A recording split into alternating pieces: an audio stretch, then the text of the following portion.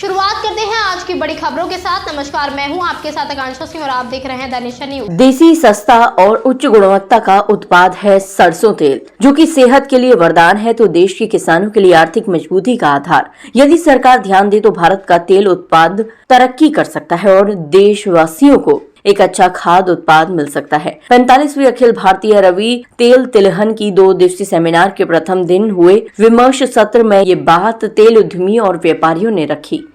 खाद्य तेल के वर्तमान चलन एवं चुनौतियों पर विस्तृत चर्चा के लिए अखिल भारतीय रवि तेल तिलहन सेमिनार के 45वें संस्करण का आगाज आगरा में शनिवार को हुआ।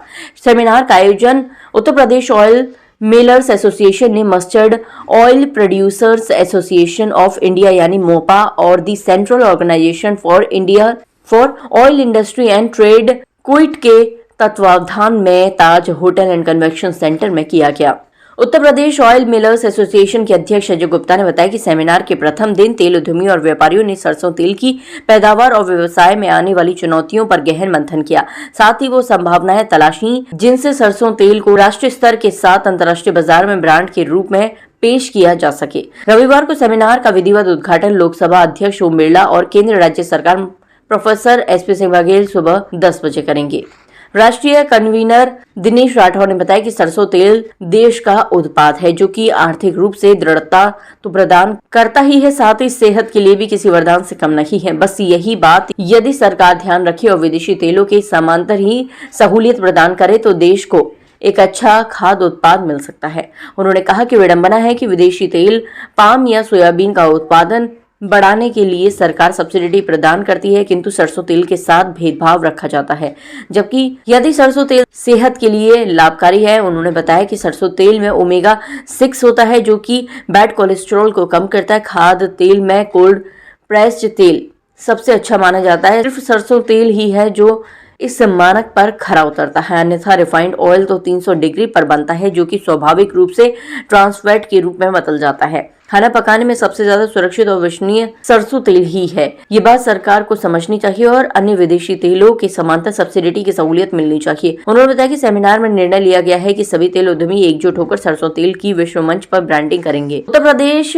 ऑयल मिलर्स एसोसिएशन के अध्यक्ष अजय गुप्ता ने कहा कि FSSAI जब कोई कार्यवाही करती है तो उस कार्यवाही की चपेट में रिटेलर और उत्पादक दोनों आ जाते हैं, जबकि मुख्य आरोपी पैकर्स होते हैं। मोपा एवं क्विट के प्रेसिडेंट बाबूलाल डाटा ने कहा कि प्रतिवर्ष ये रवि सेमिनार भिन्न भिन्न स्थानों पर आयोजित होती है। 6 वर्ष बाद हमें इस सेमिनार को आगरा में आयोजित करने का मौका मिला है।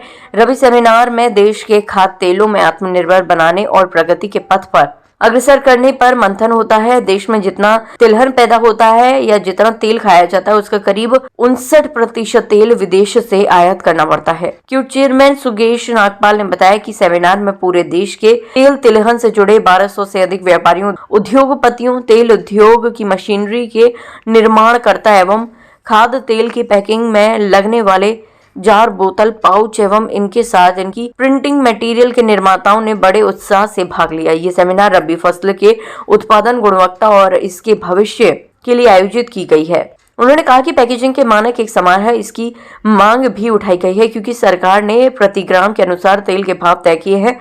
कुछ ब्रांड 770 ग्राम ही पैकेजिंग में दे रहे हैं जिससे उसकी कीमत कम हो जाती है और अन्य ब्रांड पैकेजिंग में अधिक मात्रा दे रहे हैं तो उसकी कीमत अधिक रहती है। ग्राहक ये न समझकर कम भाव वाला तेल खरीद लेता है। उत्तर प्रदेश ऑयल मिलर्स एसोसिएशन के वरिष्ठ उपाध्यक्ष भरत भगत ने कहा कि कुल मिलाकर यह सेमिनार तेल तिलहन का महाकुंभ है। सेमिनार का आयोजन प्रतिवर्ष नई दिल्ली, आगरा, भरतपुर एवं जयपुर में स्थान बदल बदल कर किया जाता है। लघु उद्योग भारती के प्रदेश सचिव मनीष अग्रवाल रावी ने कहा कि सरसों तेल पूर्ण रूप से भारतीय उपज है। सरकार की नीतियां इस उपज को विश्व में ब्रांड के रूप में स्थापित कर सकती है। एकजुट होकर सरसों तेल उद्यमियों द्वारा किया गया ये प्रयास निश्चित रूप से देश को बेहतरीन खाद्य उत्पाद देगा और देश में आयात के स्थान पर खाद्य तेल का निर्यात हम कर सकेंगे। एसोसिएशन के संयुक्त उपाध्यक्ष कुमार कृष्ण गोयल ने कहा कि उपभोक्ताओं को उच्च गुणवत्ता का खाद्य तेल आसानी से उपलब्ध हो, ये हमारी प्राथमिकता है। सेमिनार के दूसरे दिन लोकसभा अध्यक्ष ओम बिरला एवं केंद्रीय राज्य मंत्री प्रोफेसर एसपी सिंह बघेल के समक्ष वर्तमान की चुनौतियों एवं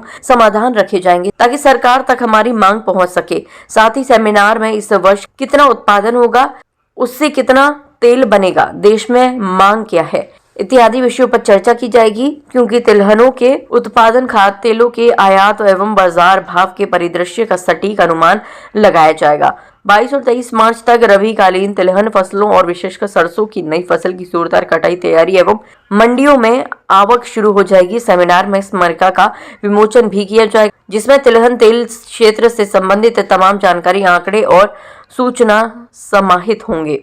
सेमिनार के प्रथम दिन कुमार गोयल, विनोद राजपूत, अनिल छत्तर, अजय झुंझुनवाला, गजेंद्र झा, महेश गोयल, सुनील गोयल, एसके जैन, दीपक गुप्ता, महेश राठौर, राकेश गुप्ता, मधुकर गुप्ता, वासु पंजवानी, नरेश करीरा, रमन जैन, जयराम, रामप्रकाश राठौर, जोनू गुप्ता, राघव गुप्ता, संजोग गुप्ता, राजीव गुप्ता आदि उपस्थित रहे। कार्यक्रम का प्रबंधन संदीप उपाध्याय एवं सागर तोमर ने किया। आगरा से रवि बघेल की रिपोर्ट। सामने तो एक ये दिक्कत रहती है कि जो गवर्नमेंट की एमएसपी डिक्लेयर होती है, उस एमएसपी से किसान की सरसों नीचे बिकती है फसल पे, जो कि नहीं बिकनी चाहिए। सरकार एमएसपी बढ़ाती है किसान को सहयोग देने के लिए, जिससे कि आने वाले सालों में वो अपनी फसल का उत्पादन बढ़ाए और उसको अपनी फसल का उचित दाम मिलेगा। जब उचित दाम मिलेगा तो नो डाउट देखिए अगले साल में क्रॉप और बढ़ाएगा।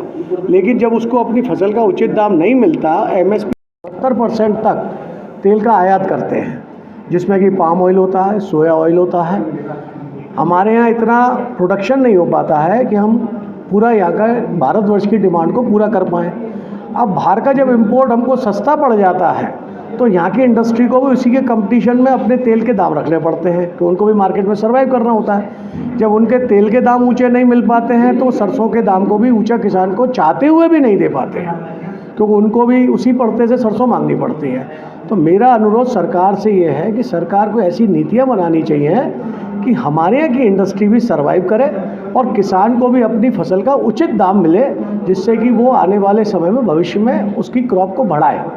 और जिससे कि उसकी क्रॉप बढ़ेगी तो नो डाउट यहीं पे क्रशिंग होगी, और जब यहाँ क्रशिंग होगी तो जो हम आयात बाहर से करते हैं, जिस पे कि मोदी जी का कहना है कि हम आत्मनिर्भरता लाना चाहते हैं खाद्य तेलों में, तो उसके लिए नो डाउट हमें किसान की उपज बढ़ानी पड़ेगी। किसान उपज जब भी बढ़ाएगा जब उसकी आर्थिक रूप से स्थिति मजबूत होगी और उसकी फसल का दाम उचित मिलेगा।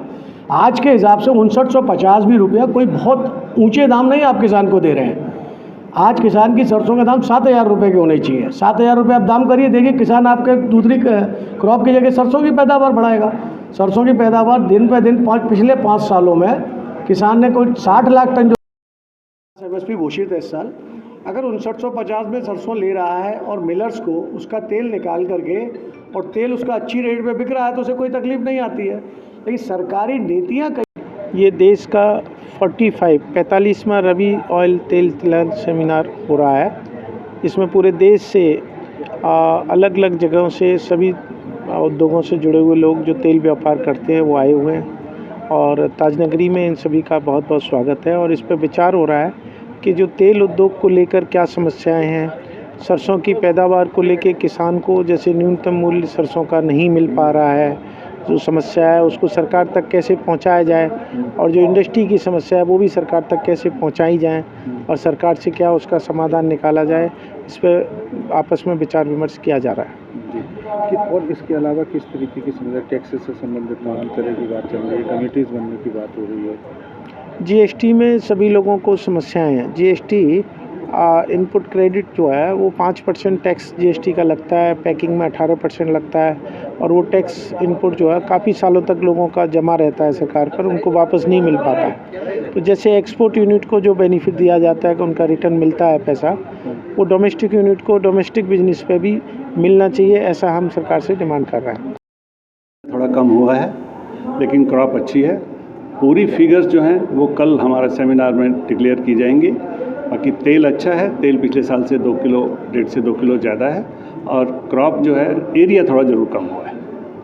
किस तरह से आगे देख रहे हैं आप, अगर ऐसे किसान एरिया कम करता है तो कितना प्रभाव पड़ेगा कारोबार पर? मैं इसमें ये नहीं समझता कि इसमें किसान ने जानबूझकर एरिया कम किया है। एक समय बुआई के टाइम पे ऐसा आया था कि बिल्कुल बारिश नहीं हुई थी और खेत तैयार नहीं था सरसों के लिए। उसके बाद बारिश ज़्यादा हो गई, पहली वाली जो सरसों बोई वो जल गई। उसके बाद